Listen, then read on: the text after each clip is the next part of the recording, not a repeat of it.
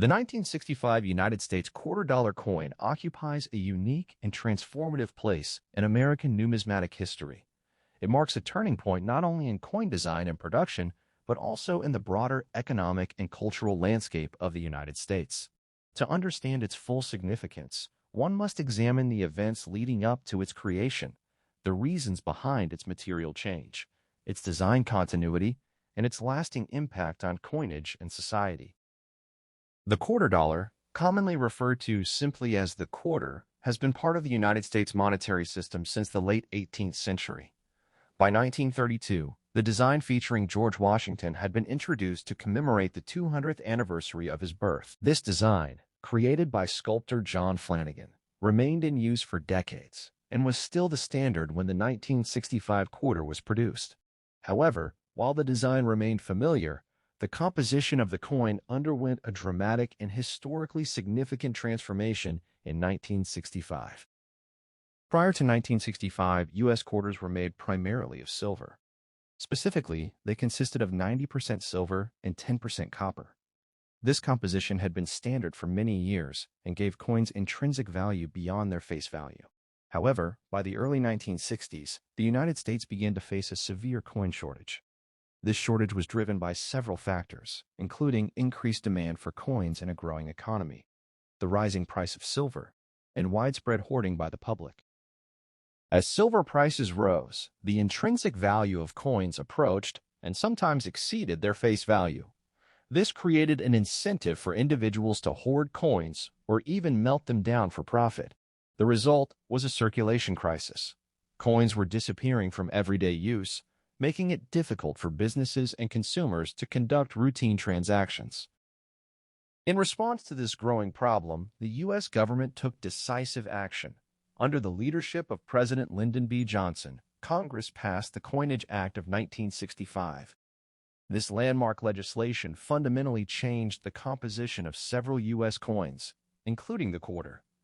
The goal was to reduce reliance on silver, stabilize the coin supply, and discourage hoarding. The Coinage Act eliminated silver from the quarter entirely. Instead, the new quarters were made using a clad composition. This consisted of a core of pure copper sandwiched between two outer layers of a copper-nickel alloy. The outer layers contained 75% copper and 25% nickel, giving the coin a silvery appearance similar to its predecessor, while the inner copper core was visible as a reddish band along the coin's edge. This new composition was both practical and economical. It allowed the government to produce coins at a lower cost while maintaining durability and a familiar appearance. Importantly, the intrinsic value of the coin was now significantly lower than its face value, eliminating the incentive to hoard or melt coins for their metal content. Although the composition changed dramatically, the design of the quarter remained largely the same. The obverse continued to feature a left-facing portrait of George Washington, based on Flanagan's original sculpture.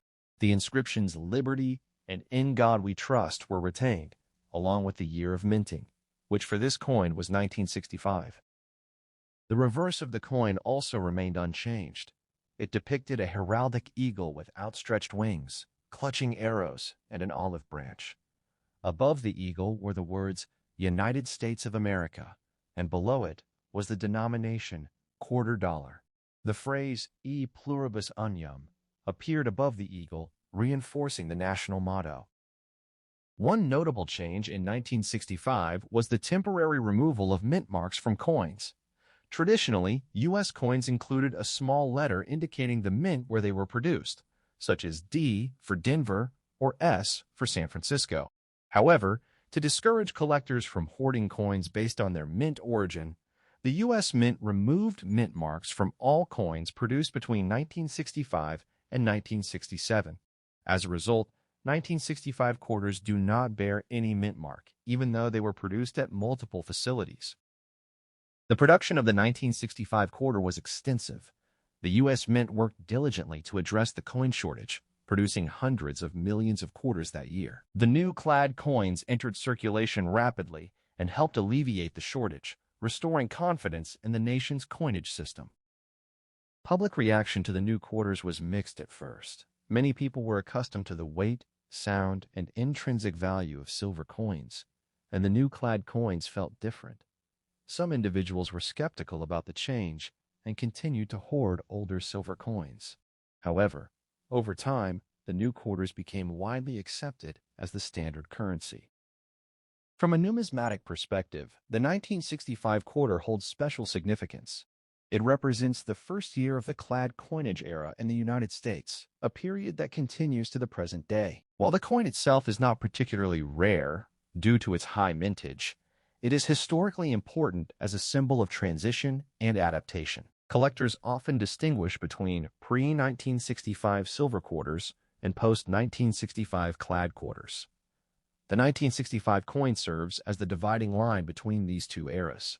It is also of interest to collectors because of its lack of mint mark and its role in the broader narrative of American coinage. The shift away from silver also had broader economic implications. By removing silver from circulating coins, the United States was able to conserve its silver reserves and reduce its dependence on precious metals for everyday currency. This move reflected a broader trend in global economics, as many countries began to move away from metal-based currency systems toward fiat money. In addition to its economic impact, the 1965 quarter also reflects cultural and historical continuity. Despite the changes in composition and production, the enduring image of George Washington on the coin underscores the nation's respect for its founding figures. Washington's image has remained on the quarter for decades, making it one of the most recognizable coins in American history. Over time, the quarter would continue to evolve. In 1976, a special reverse design was introduced to commemorate the United States bicentennial. Later, in 1999, the U.S. Mint launched the 50-state quarters program, which featured unique designs for each state. More recently, other series such as the America the Beautiful quarters and the American Women quarters have introduced new themes and designs. Despite these changes, the legacy of the 1965 quarter endures. It stands as a reminder of a pivotal moment when the United States adapted its currency system to meet modern challenges. The decision to move away from silver was not taken lightly, but it proved to be a necessary and effective solution to a pressing problem. Today, the 1965 quarter is still commonly found in circulation. While it may not carry the intrinsic value of its silver predecessors, it remains an essential part of everyday commerce. For collectors and historians, it offers a tangible connection to a time of change and innovation in American monetary policy. In conclusion, the 1965 United States quarter-dollar coin is far more than a simple piece of currency. It represents a major shift in the nation's approach to coinage, driven by economic necessity and forward-thinking policy. From the passage of the Coinage Act of 1965 to the introduction of clad coinage, this coin embodies a moment of transformation that continues to shape the U.S. monetary system today. Its enduring design, combined with its historical significance, ensures that it will remain an important subject of study and appreciation for generations to come.